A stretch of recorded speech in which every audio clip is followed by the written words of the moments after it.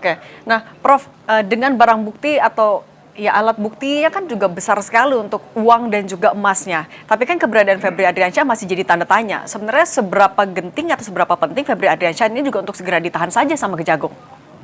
Ya seharusnya gitu, karena satu, orang tidak ditahan itu kalau ancaman hukumannya di bawah 5 tahun kan gitu. Lalu yang kedua, kalau dikhawatirkan, kalau tidak dikhawatirkan melarikan diri, iya kan?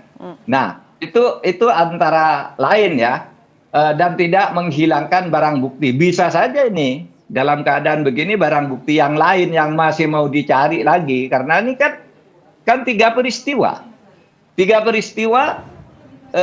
atau tiga kasus ini baru diselidiki di dua tempat, baru digeledah di dua tempat. Kan bisa saja dari kasus-kasus ini muncul nanti, sehingga bisa saja terjadi upaya penghilangan, upaya melarikan diri dan sebagainya itu. Ya, seharusnya Febri Adriansyah ini segera ditampilkan ke publik, tampil ke publik, dan ditahan segera kalau dalam keadaan begini. Tetapi status ketersangkaannya harus disahkan dulu. Dan itu bisa cepat kok. Disahkan dulu. Pertama panggil, diperiksa, lalu suruh tanda tangan berita acara. Lalu pada saat yang sama kejaksaan membuat surat sudah P21 karena memang sudah lengkap. Lalu sesudah itu dilimpahkan. Baru nanti proses pelimpahan ke pengadilan oleh jaksa penuntut umum. Kan cuma gitu sebenarnya tuh bisa dikerjakan dalam 1 jam kok.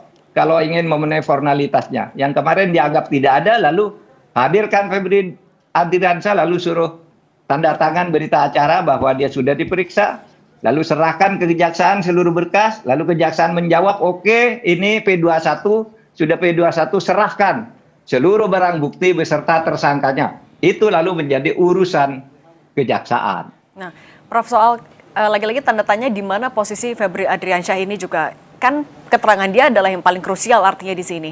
Tapi dengan belum ditahannya dan posisinya masih tanda tanya, apa yang terjadi menurut Anda Prof Mahfud sebenarnya?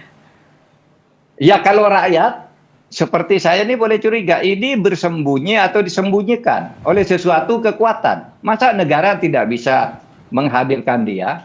Masa negara tidak mengumumkan dia ada di suatu tempat ini dan seterusnya? Apalagi dikatakan sudah dilimpahkan meskipun secara yuridis itu belum ada pelimpahan sekarang ini. Ya, berdasar pasal 61 KUHP. Gitu, Mbak. Oke, kalau misalnya ada kecurigaan disembunyikan, menurut Anda siapa yang nyembunyiin, Prof? Oh, udah tahu. Nanti kalau kita nuduh-nuduh gitu, bari berbahaya. Pokoknya ini sangat aneh, negara tidak bisa menghadirkan seorang yang diumumkan sebagai tersangka. Dan tapi berarti Kan barang aneh. dan berarti Ya, barang kan bukti aneh, sebanyak kan? itu juga, Prof, bisa dipastikan tidak hanya milik Febri seorang. Ya bisa saja. Bukan milik Febri seorang. Nah, makanya dihadirkan dia. Dan menurut saya, menurut keyakinan saya, polisi itu sudah tahu uang itu dari siapa, siapa yang bawa, kan tidak sembarangan. Ya, tidak sembarangan menyita begitu. Pasti tahu ini uang dari berapa, dari siapa, tanggal berapa, dibawa dengan apa, tuh sudah pasti ada catatannya di polisi. Polisi kita tuh dalam hal-hal begini, asal jangan diganggu, profesional kok menemukan hal gitu. Tinggal sekarang hadirkan jaksa, lalu tunjukkan ini uang tanggal sekian, lewat mobil ini, jumlahnya sekian, yang mengirim ini tuh pasti rinci temuan polisi itu. Itu. Press conference dari Bang Anang sendiri sudah memastikan bahwa ini akan dijalankan dan masyarakat tentu terbelah ya seperti kata Prof Puji ya, tentu ada pro dan kontra apalagi terkait dengan pernyataan Prof Mahfud ya, tapi tentu saja kita kan yang kita lawan adalah korupsi gitu kan. Ini uangnya udah ada nih, 0,5 triliun lebih, 74 kilo gitu kan. Kalau masalah kemudian ada celah hukum dan sebagainya, silakan saja para tersangka kemudian melakukan pra peradilan, tapi pemberantasan korupsi harus jalan terus. Dan kemudian yang harus dilakukan oleh teman-teman kejaksaan bahwa untuk dapat kepercayaan adalah sama dengan dilakukan oleh kepolisian dengan satu tersangka yang lain, ya segera periksa tersangka yang belum diperiksa gitu kan, kemudian dilakukan penahanan dan kemudian ditunjukkan kepada publik, karena publik semenjak Kompres kemarin kan belum pernah melihat Pak Febri seperti itu, sehingga banyak spekulasi mana Pak Febri, bahkan ada isu-isu umroh dan sebagainya walaupun sudah dibantah oleh Bang Anang, begitu Mbak.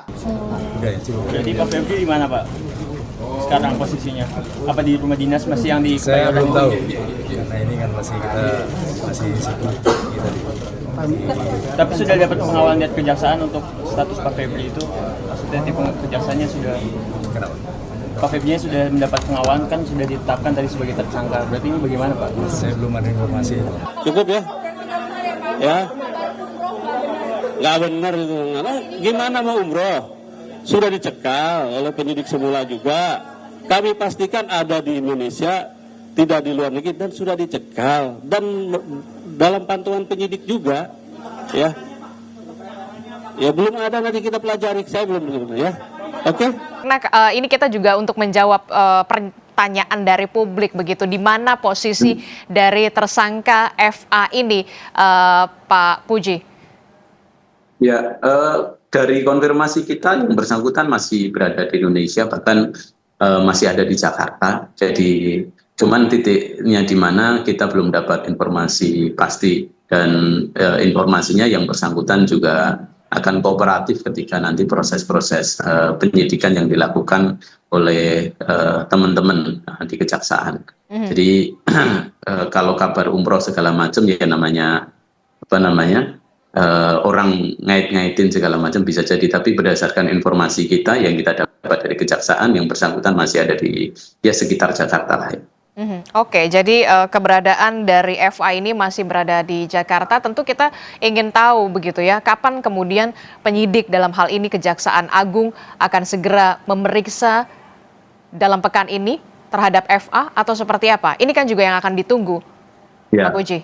nanti justru itu nanti juga kita tanyakan kapan tahapan-tahapan pemeriksaan berikutnya, itu yang akan kita tanyakan. Justru menurut saya ada beberapa hal ya, misalnya yang disampaikan Prof. Mahfud, misalnya nanti diperadilankan, nanti gugur tersangkanya, justru kan ketika kemudian dialihkan ke kejaksaan kan jadi yang dilakukan penyidik Polri itu adalah mengunci dulu bahwa dua orang itu sudah dijadikan tersangka, dan publik mengetahui bahwa dua orang ini menjadi tersangka. Misalnya nih nanti jelek-jeleknya bahwa yang bersangkutan nanti mau melakukan pra-peradilan karena belum pernah diperiksa, kan pemeriksaannya ini kan bisa dilakukan kemudian di kejaksaan, dan kejaksaan kemudian bisa menetapkan lagi yang bersangkutan bisa jadi tersangka. Kan SPDP-nya kan surat dimulai penyidikannya kan juga bisa berbeda.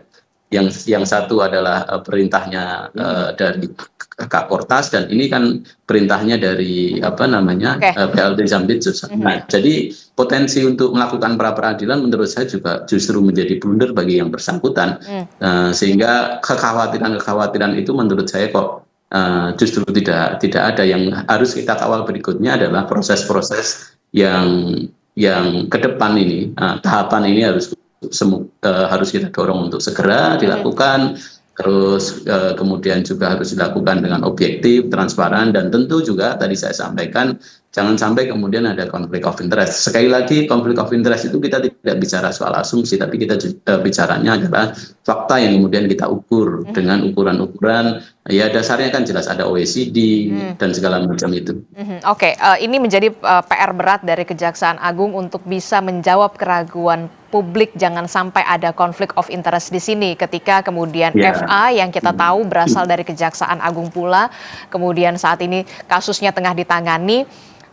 Lantas menunggu apa lagi sebenarnya FA ini untuk bisa segera diperiksa, apalagi tadi Anda mengatakan sudah ada di Jakarta.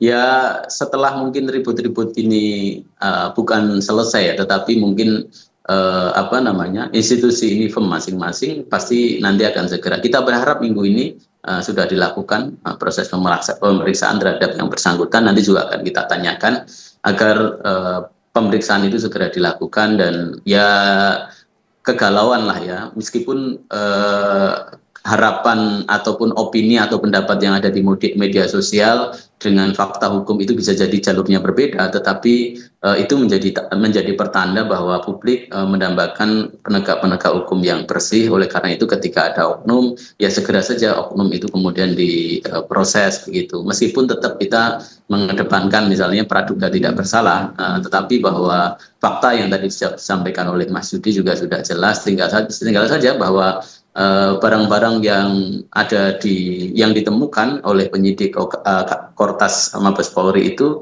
punya siapa. Nah, itu yang kemudian kalau ketemu selesai itu barang.